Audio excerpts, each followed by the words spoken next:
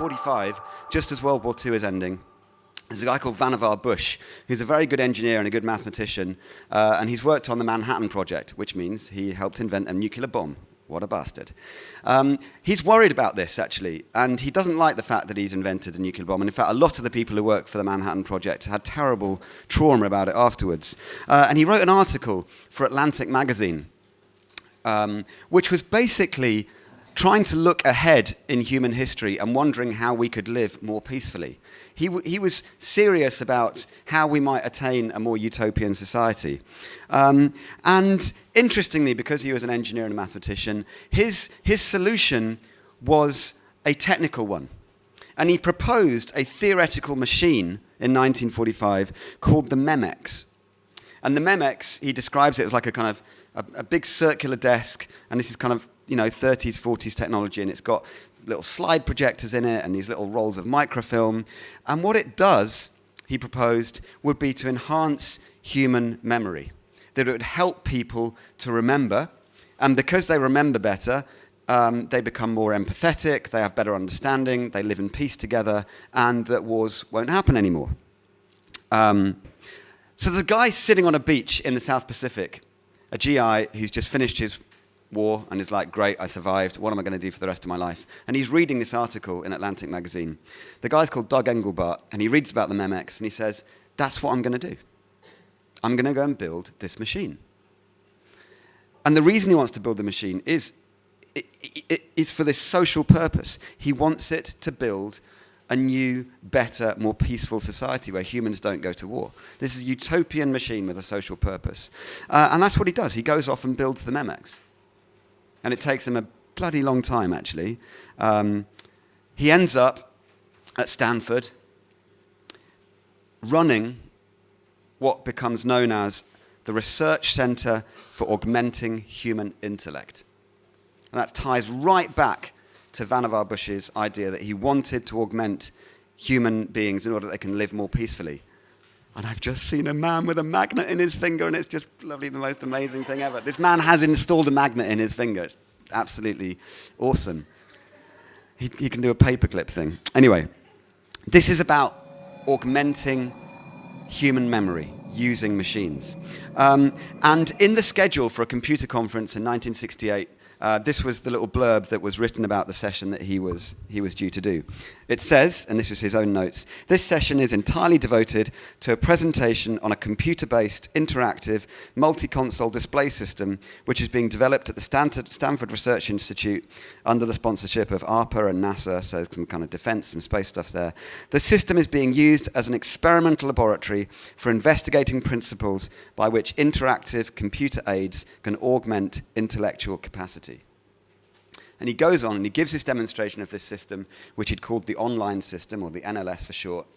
And it's basically become known in computer kind of folklore as the mother of all demos. Like, Steve Jobs got nothing on this thing. You can find the videos of it on YouTube.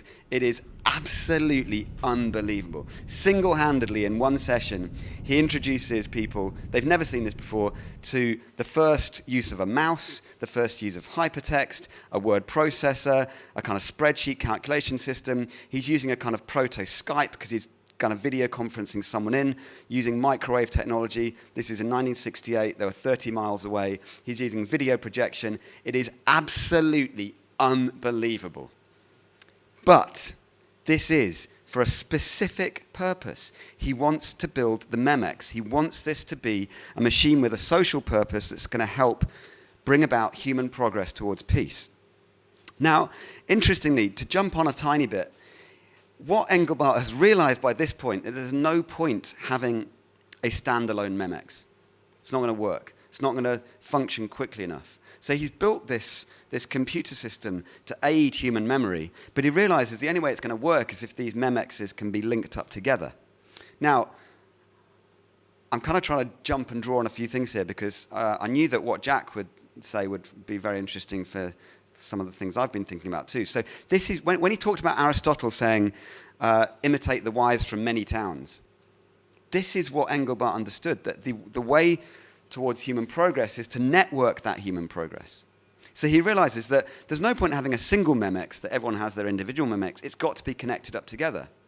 So, on the 29th of October, 1969, just 12 weeks after Armstrong and Aldrin had landed on the moon, he generates the first node of what is going to become the internet. From his lab in Stanford, and then at a lab down at UCLA. And there's a computing student down at UCLA called Charlie Klein, who is set up to send the very first message between two remote computers on the very first computer network. And at 10:30 p.m., he begins transmission on his Sigma 7 machine, attempting to send the word login. It's the first message across to the SDS 940 that Engelbart's got at his lab. And unfortunately, after just 2 characters, the whole system crashes. So the very first message sent between 2 computers on what was going to become the internet is this kind of beautiful, angelic benediction, which was, "Lo." And there's something extraordinary about that, because this is the angelic in the machine. There's something very important about the fact that our technology spooks us just as much as anything else does. Machines have always had a social purpose. Now, if you go right back to some of the earliest machines, you've got these mechanical clocks which are being thrown up in continental Europe. And where do the clocks come up? The clocks, the very first mechanical clocks, are put in the center of the town, in the highest point, which is on the church spire. Why? Because that's where everybody, all the workers, can see the time. And who's paying for these clocks are the aristocrats who own the businesses, the factories. This is about social control. As the clocks begin to develop, we're not only regulating time, but you see in these kind of beautiful Swiss movements that on the hour and the half hour and the quarter of an hour, these little wooden mechanical figures come out of the clocks and they kind of dance around a bit and they perform little acts of labor. They do hammering and sawing and all these other like little mechanical automata things. And basically, in their hourly revolutions, they are telling us that there will be no revolution. This machine is showing people how they should live in a perfectly regulated, well-oiled society, paid for by the aristocrats, at the highest point on the place of authority, which is the steeple of the church. Okay? The powerful had given us our liberty, but we remained under their control. That's what the machine tells you in its kind of earliest formation. Now, Jack also talked a little bit about Titanic and how these lovely guys played their violins as the ship went down. There's a really interesting social question about why they did that. And of course, they didn't really do it because they thought it'd be a beautiful thing to do. They did it because they felt this big kind of oppression from the big other of the structure of society, which said, this is the gentlemanly, correct, stiff upper lip thing to do. And of course, you've all seen the film, all the lower classes, they're all locked downstairs to drown, where all the kind of good guys get out. The Titanic, I think, is this vast Titanic machine at the very bleeding edge of technology of the time, which, when it goes down, really signals, it's one of the key signifiers of the breakdown of the Enlightenment. The breakdown of this idea of the machine with this positive social purpose that is going to create a well-ordered society where the powerful remain powerful and the rest of us have to kind of be subservient to that. So Engelbart, when he develops this memex thing, this is in the 60s. He is developing this alongside the whole kind of countercultural technology. And by technologies, I mean the technologies of drugs, the technologies of space travel, which are all about escaping these different systems in completely radical ways. So this technology is countercultural in itself, okay? In fact, I would go as far to say as that all technology is psychedelic. All technology is psychedelic. And the 2 Greek words there, psyche and delic, it means revealing the soul. And that's what technology does. Technology always reveals something about our inner desires. So if you go back even further, there's a kind of famous mechanical machine from the ancient Greeks, which they think was designed as an astrological clock to tell them when to hold the Olympics. It's a beautiful thing if you go online and have a look at this thing, and people have kind of remade it. But so the earliest mechanical devices, they're astrological machines, and they tell us something about people's inner desires to understand the heavens. Just as later, these industrial machines in the Industrial Revolution, the powered looms and engines, they tell us something about how the industrialists wanted to order society too. Now, again, drawing in an aside from the talk earlier by that fantastic magician, he talked about some of the mechanics that Houdini, a clockworker, made. Houdin, yeah, that guy. Yes, not Romanius. Yes, yeah. We can go on those terms. So whoever that dude was, actually the kind of golden age of these automata are absolutely extraordinary. If you look at these machines and the things they could do, they were magical. They were absolutely magical. One of the most famous was called the Mechanical Turk. And it was this guy sitting at this huge wooden desk who had an arm that came across, and he would play chess. This mechanical machine would play chess against anybody and beat them. It was quite extraordinary. I mean, it blew people's minds. And of course, it was a fake. There was actually a little guy sat inside the desk, but the desk was created in such a way that you could open up various doors so that people could see through it to all this fake machinery. Now, one of the guys he saw, the Mechanical Turk, and it's got this arm that kind of goes across like this. He was inspired by that to invent the very first mechanical loom. Now, if you know anything about your social history and your industrial history, the mechanical loom is basically responsible for dragging people, off the fields, into the cities, the whole kind of oppression of the working poor into this kind of industrialized, mechanized thing. This is about a form of social control through the mechanization of our society, but it's always been there in different ways. And sometimes it breaks, like you see with the Titanic, and sometimes you get these kind of crazy new things happening, which is where this kind of psychedelic machine of early digital technology is fitting in. So technology is always about drawing our desires out from within us. And if you take a hammer, that's what a hammer does. Philosophically, the hammer reaches back into the arm and it asks the heart, what do you want me to do? I could actually make something beautiful. I could hammer nails into a piece of wood, or I could go and smash your face in. What the hammer does is to draw my desires out of myself, but then they amplify them in the world. Like, I can do stuff with a hammer that I couldn't do with my bare hands. Now, if you go from the hammer to the gun, it's the same process. It's drawing. The handle of the gun and the trigger goes back through the arm into the heart. And with the very slightest move of the finger, I can drop someone at 200 yards. So the kind of amplification of our human abilities are extraordinary through the use of machines. And then the smartphone. We hold the smartphone, and again, it takes our desires from within us, and it amplifies them to this extraordinary level. To such an extraordinary level that I actually think the level of amplification becomes almost religious. It's almost transcendence. The possibility to tweet, if you've got as many followers as Pete, to reach the entire world in a second, that is magical. That is something almost godlike. Quite remarkable that it can draw our desires out of us to that extent. And of course, people get, really slipped up by that the whole time. Like, oh God, I'm not really a racist. When I sent that racist tweet, you are. It drew that that drew that from within you, and you didn't even know that it was hidden in your subconscious yourself. That's what machines can do to us. Now, Heidegger, is Jack here? Good. Because if anyone understands Heidegger, he's a complicated guy. Anyway, he talks about technology, and I've actually talked to Jack about this. He thinks it's a pretty good reading. But Heidegger says that technology always, he doesn't call it psychedelic. He's writing in the 50s, so the drugs aren't there yet, but I'm sure he'd agree. They always perform this act of revelation. They reveal the world to us in a new way. The field, he gives an example, is revealed to us not just a grassy field, but as a mineral resource. The miner looks at it and goes, ooh, I don't see that as a field. I see that as a coal mine, And, we don't go to a gig. We now go to this thing and think, oh, there's a status update there.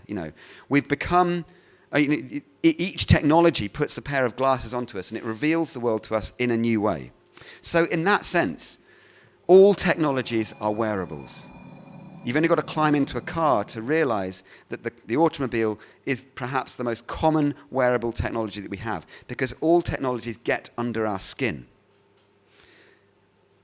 The question is then, what has this highly connected, technologized thing done to us in terms of our inner desires? What has this kind of memex, this memory machine done to our souls, other than turn us into our souls? Little language joke there. Okay, let me jump to the first issue of Wired. In the very first issue of Wired, they put it up front. They said this in the editorial: "We have it in our power to begin the world again. It's finally time to embrace the future with optimism again, in the realization that this peaceful, inevitable revolution isn't a problem, but an opportunity to build a new and better civilization." It's right back to Bush, this utopian idea that through technology, through connecting with one another, we will become better people who won't go to war, that we will become, good people. Now, this idea of beginning the world again, it is all about a return to Eden. It's about building this utopian place. How? Through human augmentation. Going right back again, this human augmentation lab. That's what the game is. And the person leading that move is guys like Ray Kurzweil, who, his people, the guy's a genius, no doubt about it. He's done fantastic things. But he would say that the body is no more than a meat machine. It's this organic pile of flesh and blood. He has no use for it at all. He wants to be rid of it. He says that the good part of us is the ideas part, it's the mind. So in fact, he is doing everything he can, which includes 200 vitamin supplements a day, to extend his life until he has invented a way to upload himself as a digital consciousness, and he will exist immortally in the cloud, the heavenly cloud. Genuinely. This isn't sci-fi. This is what people are actually working on. In a documentary about his life, one of his followers says this: "As we merge with machines, we will transform into something new." You're merging with machines. You're being transformed into something new. Anyone resisting this will be resisting evolution, and eventually they will die out. We will become godlike, omnipresent, omniscient, and immortal. So this is the shift in technology as the thing that Hermes plays with to the thing that Apollo wants as this powerful thing of becoming this big God. Rather than it being something that helps us subvert society, it's something that is a symbol of the absolute, the perfect ideal. And that's what we see in the latest technology. It looks and functions like magic. The level of application, as I've said, is so great that it's almost this religious dimension. As Jack said, our phones to people in the previous generations look like something angelic. So, in a film about his life, a very, very good film about Kurzweil, you can catch it on YouTube for free, he says, "People ask me if God exists, and I say, not yet."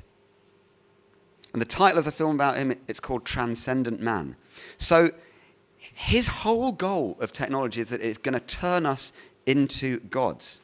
It's going to perfect us to that point that we're actually going to become totally perfect beings who can live forever, who can be omniscient, omnipresent. These kind of very Apollonian ideals of what God was about, these very Platonic ideals of Godhead. But if you think this is new, listen to what the 11th century Saxon theologian Hugh St. Victor said. "The mechanical arts supply all the remedies for our weakness, a result of the fall, and like the other branches of knowledge, are ultimately subsumed under the religious task of restoring our true pre-fall nature." In other words, it was the monastics who said, you've got to use technology to improve yourself to become more godlike. The AI enterprise, Pamela McDougall says, is a godlike one, the finding of within ourselves of gods that represents our reach for the transcendence, our transcendent. Or, as we read in Genesis, God knows the serpent sent to her. In that day you will eat of it, and your eyes will be opened, and you will be like God. And what did he want us to eat? The apple. And I say this because in this talk of theology, technology is often left to one side. But it has to be central to our thinking. Because in the AI world that's coming, to talk of atheism is going to be utterly, utterly absurd. There are going to be gods everywhere. And if you want to ask, what is it that AI is trying to do? It is basically upping the level of amplification of our tools into a divine place. And it reveals our long held desire to be gods. That's what it's reaching down within us to do. And it's not that hasn't existed before. It's just that in AI, we get an opportunity for this to manifest in a particular way. But there's a problem. Because Heidegger doesn't just say that technology reveals, he also says the flip side of that is that while it reveals, it also conceals. Every technology performs an act of what he calls enframing. And the best way to describe this is, there's no metaphor here, Google Glass. You literally put on a pair of glasses and you are enframed by the vision that they want to show you. But all technologies do that. If you use Spotify, it reveals music to you. It also conceals the music that isn't on Spotify. If you use Wikipedia, it reveals knowledge to you. The trick is having to understand that it's concealing knowledge which is not there. Not all knowledge is on Wikipedia, but Wikipedia wants you to believe that it is. So, we're enframed by our technologies, and in that sense, they spook us. Technology haunts us because it offers up these promises, these calls into the infinite. But we have to be very, very careful of what that call is doing. Now, to go back to the idea of wearables, I would say that, in one sense, the first wearable is language itself. Language is a technology. Consciousness is the iOS. It is the hardwiring of who we are, and within that, there is great revelation, but there is an enframing there we need to be cautious of, because that promise that it hails for us, that you will become God, is a false one. The kind of God it wants to turn us into is not the kind of God that we've been talking about with Hermes, the trickster, the kind of God who wants to subvert society and create something that is for the better of all of us. Not that kind of immortal, all-powerful God that wants to rule over society and essentially escape up to heaven for it. I'll stop there.